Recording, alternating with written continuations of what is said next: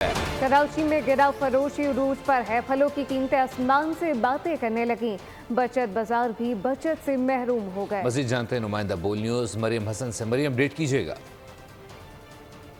रमज़ान मुबारक की आमद के साथ ही गिरां फरोशी जो है वो उरूज पे पहुंच गई है। मुनाफाखोर जो हैं वो सरगर्म हो गए हैं। फलों की कीमतें जो हैं वो मुकम्मल तौर पर आसमान से बातें करते नज़र आ रही हैं और फल जो है एक आम आदमी, एक मिडिल क्लास आदमी की पहुंच से जो है वो मुकम्मल तौर पर दूर हो गया है। खरबूजा जो कि रमज़ान की आमद से कबल 100 रुपये में 3 किलो फ़रोख्त हो रहा था, आज 130 रुपये फ़ी किलो जो है या 150 रुपये फ़ी किलो जो है फ़रोख्त किया जा रहा है। शहरी हमारे साथ मौजूद हैं, उनसे बात करते हैं। बचत बाज़ार में आप मौजूद हैं, क्या लग रहा है फलों की कीमतों में बचत हो रही है? नहीं, कहीं पे कोई बचत नहीं है। रमज़ान से पहले जो कीमतें थी उनसे भी बढ़ गई हैं। यहाँ पे ऐसी कोई चीज़ नहीं है।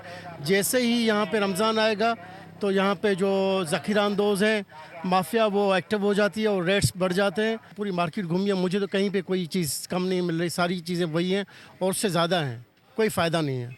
खामख़ा इतना दूर आते हैं हम यहाँ पे चीज़ें देखने के लिए, मुझे कोई फ़ायदा नज़र नहीं आ रहा। कमिश्नर कराची की लिस्ट को जो है प्रॉपर्ली फॉलो नहीं किया जा रहा है। यही वजह है कि हुकाम बाला से अपील की जा रही है कि इस माफिया के खिलाफ जो है फौरी तौर पर क्रैकडाउन किया जाए और फलों की कीमतों को बहुत शुक्रिया। सब्सक्राइब करें और बेल दबाएं ताकि कोई खबर रह न जाए।